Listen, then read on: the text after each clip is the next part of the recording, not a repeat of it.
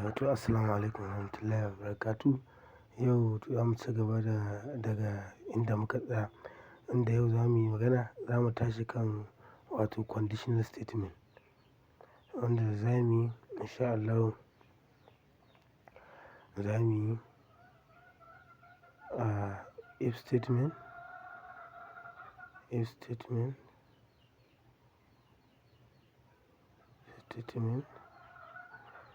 sai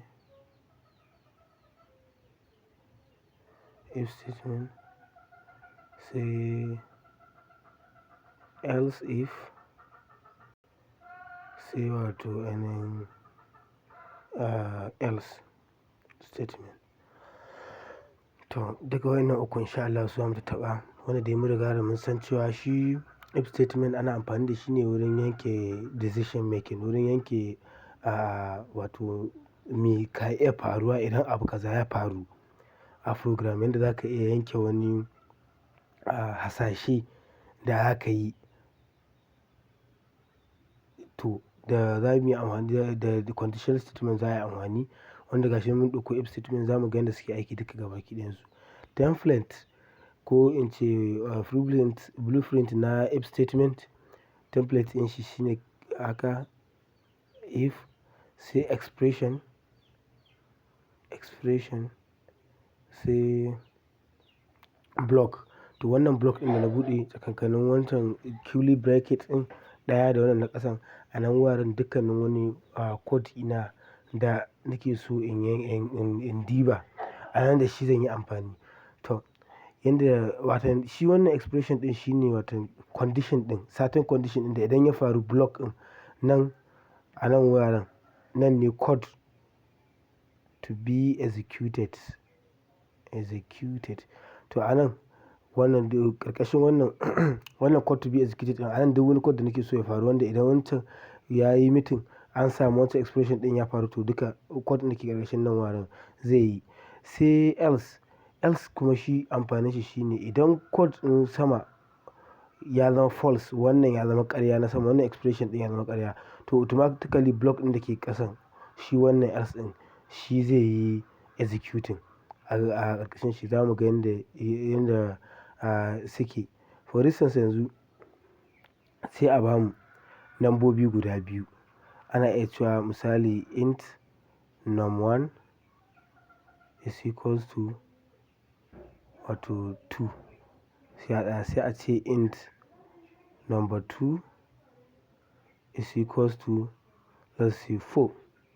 To sai a ce ka yi amfani da conditional statement ka gano cewa nan cikinsu wace number ce tafi girma, wace number ce greater. To yanzu nan mun riga da mun san cewa 4 is the greatest, amma dai using if statement aka ce za mu ce if,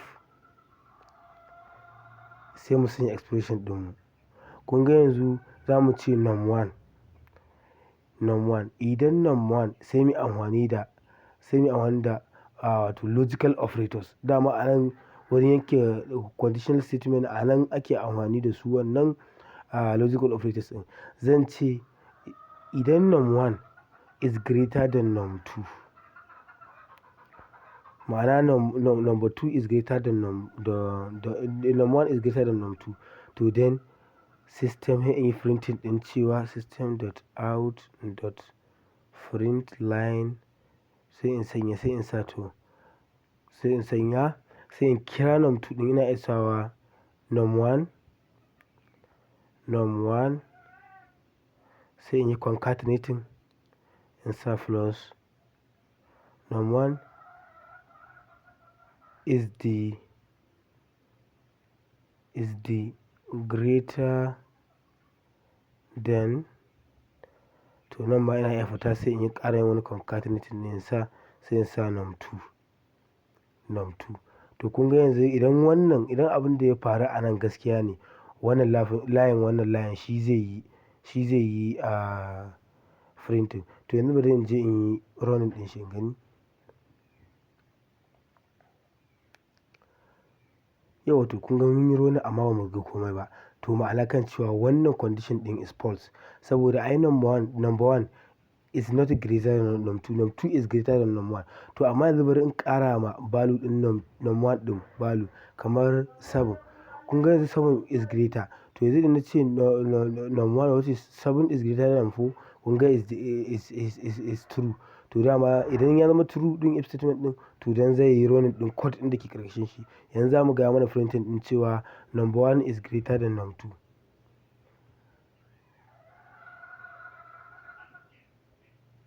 Yau kun gani 7 is greater than 4. Kun ga ya yi daidai. Ya saboda ya zama true. Wannan expression ɗin da na sanya nan num1 is greater than num2, kun ga ya zama daidai. To idan yanzu na zo sai in ce misali else. Amfanin else statement, shi wannan else statement ɗin da za mu yi yanzu kun ga gashi nan. If idan wancan daidai ne to na ƙasan shi yayi. Else idan kuma ba daidai ba ne ba, in ba daidai ba ne ba to shi kuma wannan na ƙasan yayi executing. Misali yan ce system.out.println sai na sanya println, yawa println, okay, sai na sanya to idan ba daidai ba ne ba to kawai num2 is, okay, num2 sai in yi concatenating, sa num2 is greater than, sai in hita sai in ƙara wani concatenating ɗin sai in sa num1.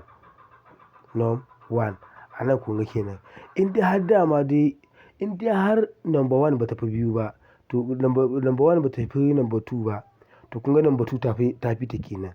To yanzu kun ga gashi nan wannan na yi, zan je sai in yi running yanzu mu gani. Idan na yi running still na farko zai bani. Saboda dama number 1 is greater than num2. Yawa kun gani ko? To 7 is greater than 4. To amma yanzu sai na zo yin wurin values na sai na sanya a wurin num2 ɗin yanzu sai na sanya 10, na sanya 10. Kun ga num2 yanzu nan is greater than num1. To kun ga zai diba na farko. If num1 is greater than num2, kun ga wannan false ne, zai tsallake shi ba shi bane ba. Sai zo wurin else ɗin kuma to kawai in dai har bai faru ba dama, in dai a tunda nambobi biyu ke gare mu, to in dai number 1 ba ta yi number 2 ba, to number 2 ta yi biyu kenan, ta yi number 1 kenan. To yanzu idan na running ɗin shi zan gani. Yawa 10 is greater than 7. Kun ga 10 ta fi 7 kenan. Yawa to kun ga yanzu wannan haka shi if statement yake amfani da kuma else. Sai else if. Shi kuma else if ana amfani da shi ne a kawo condition kala-kala. A kawo condition kusan a ƙara kawo wani condition ɗin bayan if ɗin, sai a ƙara diba wani if ɗin, sai a ƙara diba wani if ɗin. For instance yanzu sai in sa shi ana sa shi ɗin kafin else nan zai kama. Sai in sanya misali else if, to sai na sanya mai expression shi ma. Sai in buɗe block ɗin shi. Yawa to kun ga na buɗe block ɗin shi. Sai in maido else ina nan. Yawa to kun ga block ɗin else if. To yanzu tun na ce idan number 1 ta fi number 2, wannan system.out ɗin na ƙarƙashin shi yayi. Else if idan kuma ba haka ba, sai na ce in kuma ba haka ba, idan else if idan ba haka ba, in kuma number 1 is equal to, tana daidai da num2 ko, to sai na ce system.out.println, wato sai na ce println num1, sai in yi concatenating sai in sanya and, sai in fita in ƙara concatenating sai in sanya num2, sai in ƙara concatenating sai in yi string ina in sa a equal.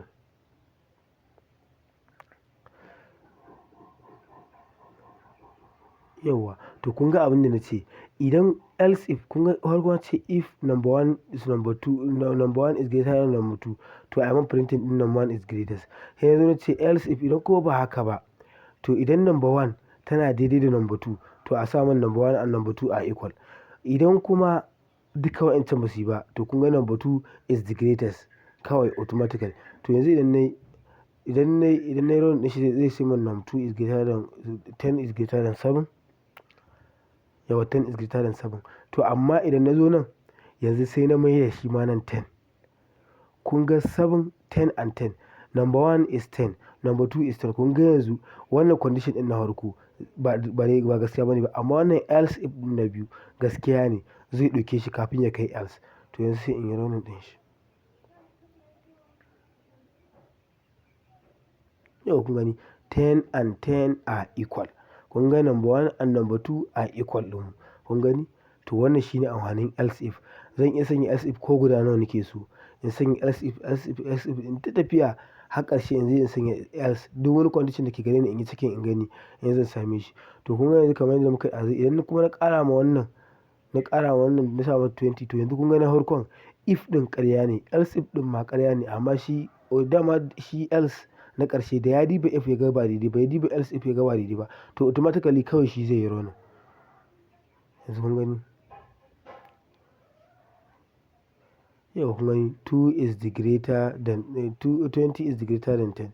Yau wato wannan kenan kun ga a taƙaice kenan wannan shine if statement da else if da else. To yanzu bari ga wani exercise nan. Sai aka ce ana son ka yi program wanda zai dinga diba shekarun yara in za a yi musu national ID card. Idan yaro ya kai shekara 18 to is eligible, za a yi mai ya girma.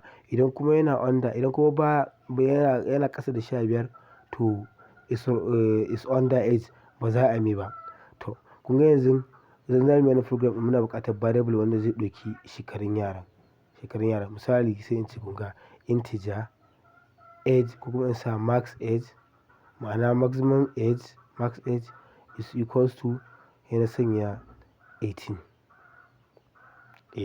Kun gani? 18 ko? To sai na zo sai na sanya max age. Wannan max age wannan kenan shekarun. Sai in zo sai in ƙara yin wani int value sai in sanya age ɗin yaron. Shi wanda za a yi ma ɗin, duk wanda za a yi ma. Misali shi kawai ina iya ba shi age, kawai in ba shi age shekarun yaron. Shi duk ma wanda za a yi ma shekarun shi nan wuraren za a sa su. To bari in ƙyale shi haka kafin in zo in sanya, ko kuma bari in sanya misali for instance sai in sa shekarun yaron 10. Sai in zo sai in yi conditional statement. Zan yi amfani da if statement da else kawai, ba ma sai na yi wani amfani da else if ba, tunda condition ɗin guda biyu ne. Ko dai ya kai ko kuma bai kai ba. Sai na zo sai na ce kawai if na sanya haka na ce age shi shekarun yaron suna idan shekarun yaron is greater than max age, ma'ana in ya fi 18. In ya fi 18 sai na sanya and, inda za ku iya tunawa can mun yi and. Shi kuma and wanda ke diba wanda zai haɗa true da true yake haɗawa.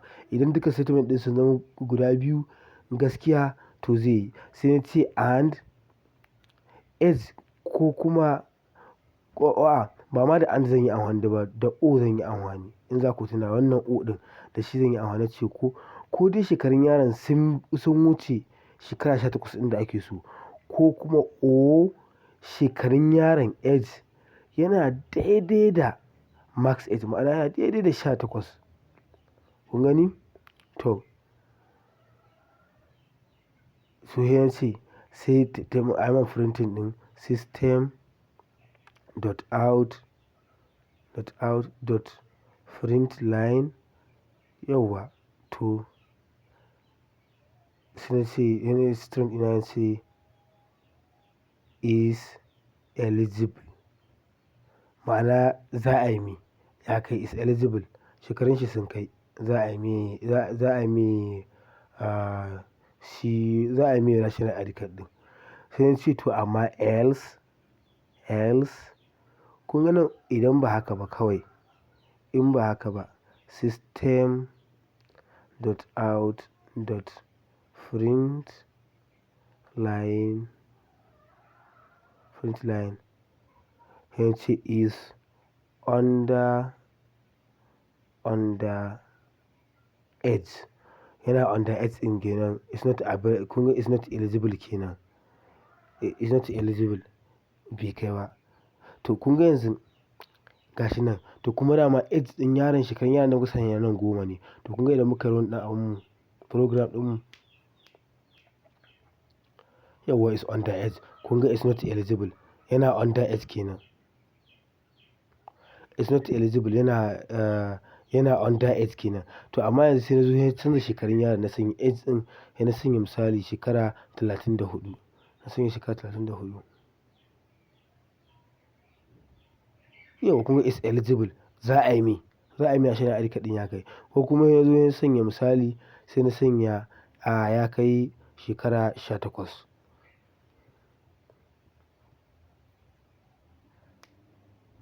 Yauwa kun ga ya kai shekara 18 ya yi daidai. Amma ba za ka yi amfani da wannan O ɗin ba. To idan ka dawo nan wuraren ok hidima dai ka bar shi dai haka. Ka bar shi ma dai hakan kawai yayi. Ka ba da statement ɗin guda biyu ko ya fi ko yana daidai da shekarun da ake so daidai ya kai. Kun ga na bamu is eligible is under age. To wannan kenan a takaice shine if statement da kuma else da kuma else if. Duk wanda ke tambaya wanda bai fahimci wani abu ba ina iya providing ɗin ƙarin bayani gare shi yakan iya yin man comment da tambayan shi. In sha Allah zan yi ƙoƙari in ga na yi providing ɗin na ƙara bayani kan wani abun da maybe ba a gane ba sosai. Yauwa a danna mana da Allah a danna mana subscribing a mana sharing a mana liking domin ƙarfafa mana gwiwa wurin ci gaba da anto muku bidiyoyi. Yauwa to mun gode sai anjima. Sai kuma a tare mu ga tutorial na gaba in sha Allah.